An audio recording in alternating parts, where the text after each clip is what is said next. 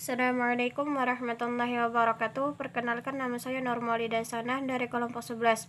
Baik, di sini saya akan menjelaskan tentang aliran-aliran filsafat, yaitu ontologis, epistemologis, dan akiologis. Pengertian ontologi. Ontologi merupakan salah satu kajian filsafat yang saling kuno dan berasal dari Yunani. Kajian tersebut membahas keberadaan suatu yang bersifat konkret. Tokoh Yunani yang memiliki pandangan yang bersifat ontologis adalah Thales, Plato, dan Aristoteles. Thales misalnya, melalui perenungannya terhadap air yang terdapat di mana-mana, dia sampai pada kesimpulan bahwa air merupakan substansi dalam, yang merupakan asal mula dari segala sesuatu. Yang penting bagi kita sesungguhnya bukanlah ajarannya yang mengatakan bahwa air itulah asal mula dari segala sesuatu, melainkan pendiriannya bahwa mungkin sekali segala sesuatu berasal dari substansi belaka. Menurut bahasa, ontologi berasal dari bahasa Yunani, yaitu on atau ontos, yang berarti ada, dan logos atau ilmu. Jadi ontologi ialah ilmu tentang yang ada. Adapun menurut istilah, ontologi adalah ilmu yang membahas tentang hakikat yang ada, yang merupakan ultimate reality, baik yang berbentuk jasmani maupun rohani. Adapun beberapa pengertian ontologi menurut para tokoh-tokoh filsafat, diantaranya ontologi membahas tentang apa yang ingin kita ketahui, seberapa jauh kita ingin tahu, dan dengan kata lain, suatu pengajian mengenai teori tentang ada. Adapun pengertian paling umum dari ontologi ialah bagian dari filsafat yang mencoba mencari hakikat dari sesuatu. Pengertian ini menjadi melebar dan dikaji secara tersendiri menurut lingkup cabang-cabang keilmuan tersendiri. Pengertian ontologi ini menjadi sangat beragam dan berubah sesuai dengan berjalannya waktu. Adapun aliran-aliran dari ontologi adalah monoisme. Paham ini menganggap bahwa hakikat yang berasal dari seluruh kenyataan itu hanyalah satu saja, dan tidak mungkin dua, haruslah satu hakikat saja sebagai sumber asal, baik yang asal secara materi maupun secara rohani. 2. Paralelisme atau dualisme. Paham ini merupakan kebalikan dari paham monoisme. Kalau paham monoisme menyatakan bahwa hakikat yang ada itu hanya satu, maka adapun paham paralelisme menyatakan bahwa hakikat yang ada itu dua. Aliran ini berpendapat bahwa benda terdiri dari dua macam hakikat sebagai sumbernya.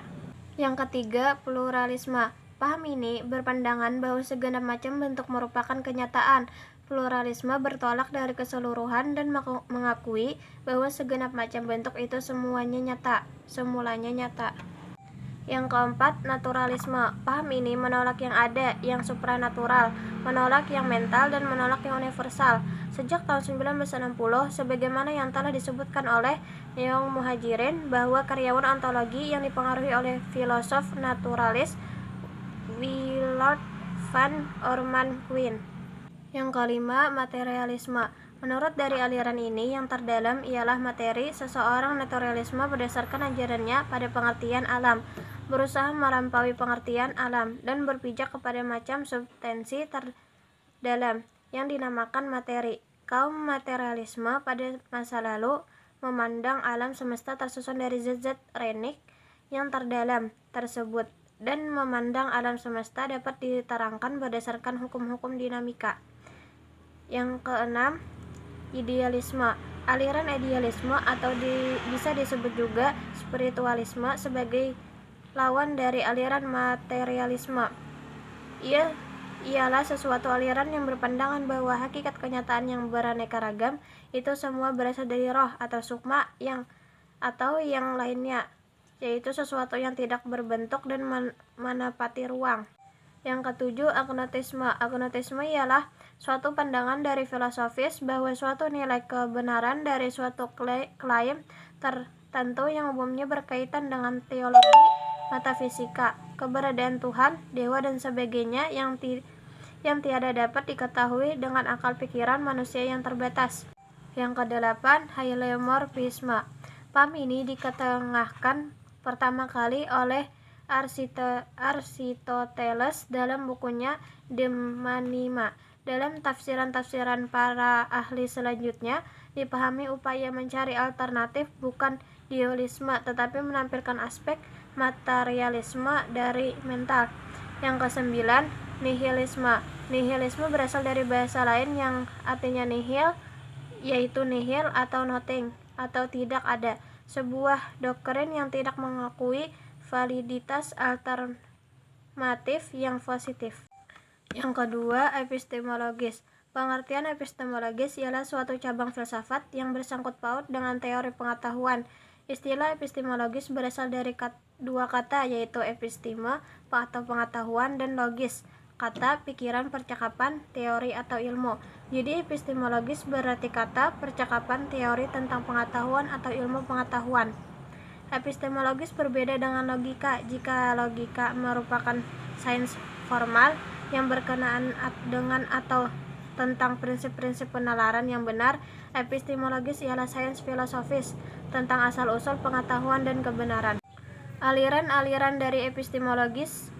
Yang pertama, empiris. Kata empiris berasal dari kata Yunani empiriskos yang berasal dari kata empiria yang artinya pengalaman. Menurut aliran ini, manusia memperoleh pengetahuan melalui pengalamannya, dan bila dikembalikan kepada kata Yunaninya, pengalaman yang dimaksud adalah pengalaman indrawi. Manusia tahu es dingin karena manusia menyentuhnya, gula manis karena manusia mencicipinya.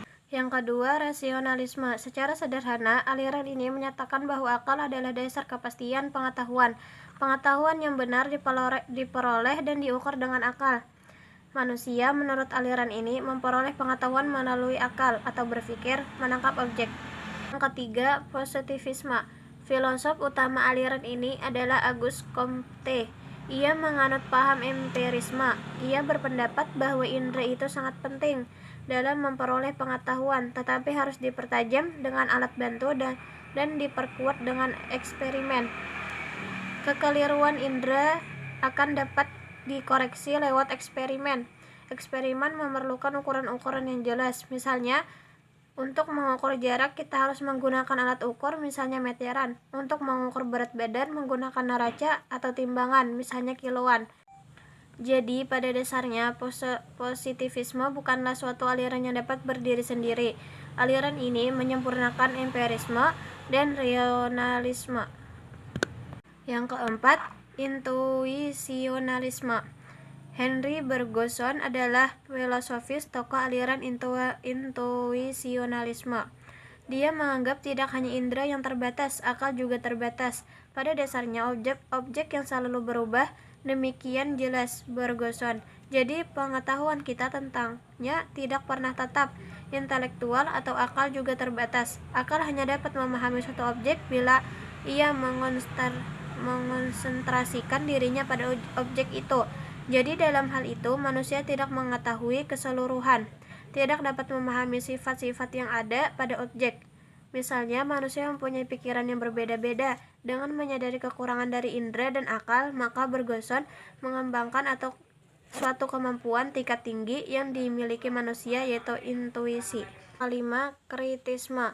Aliran ini muncul pada abad ke-18, yaitu suatu zaman baru di masa seseorang ahli pikir yang cerdas mencoba menyesuaikan pertentangan antara rasionalisme dan empirisme.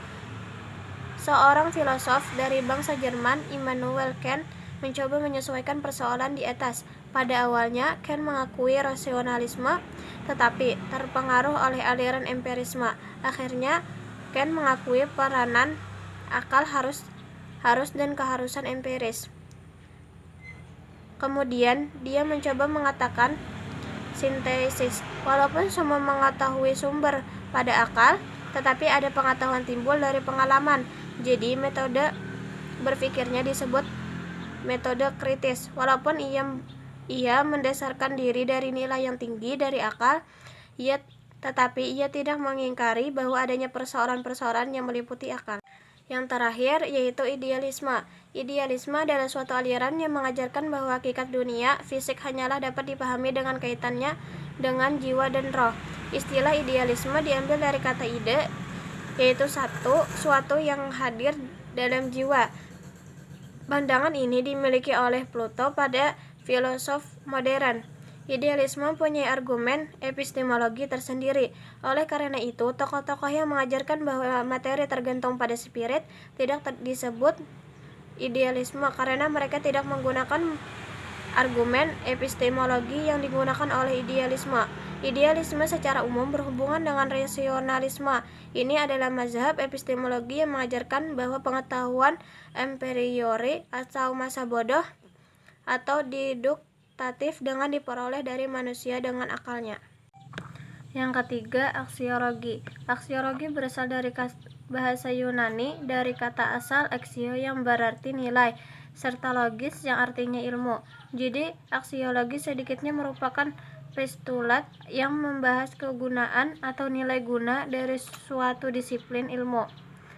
Dalam hal ini, aksiologi pendidikan yang berkaitan dengan masalah ilmu dan pengetahuan, maksudnya ialah memikirkan segala hakikat pengetahuan atau hakikat keberadaan guna dari suatu pendidikan itu sendiri, baik dari secara umum maupun secara khusus. Oleh karena itu, kajiannya mengarahkan daripada dasar-dasar pengetahuan dalam bentuk penalaran, logika, sumber pengetahuan, dan kriteria kegunaan dari suatu kebenaran. Aliran-aliran aksiologi. Pertama, pragmatisme. Pragmatisme berasal dari bahasa Yunani yaitu pragma yang berarti tindakan atau perbuatan, sedangkan isme di sini sama artinya dengan isme yang lain, yaitu aliran atau ajaran. Jadi, pragmatisme bisa diartikan sebagai suatu aliran yang mengajarkan bahwa yang benar adalah yang kita anggap benar berdasarkan pengalaman kita, dengan perantara akibat-akibat yang bermanfaat secara praktis. Yang kedua, idealisme. Idealisme adalah aliran filsafat yang menganggap bahwa realitas ini terdiri dari ide-ide pemikiran akal atau jiwa dan bukan benda, material, dan kekuatan. Lebih jelasnya, idealisme adalah aliran yang menilai baik buruknya perbuatan manusia berprinsip pada kerohanian. Mungkin itu saja penjelasan dari saya. Kurangnya mohon dimaafkan. Wassalamualaikum warahmatullahi wabarakatuh.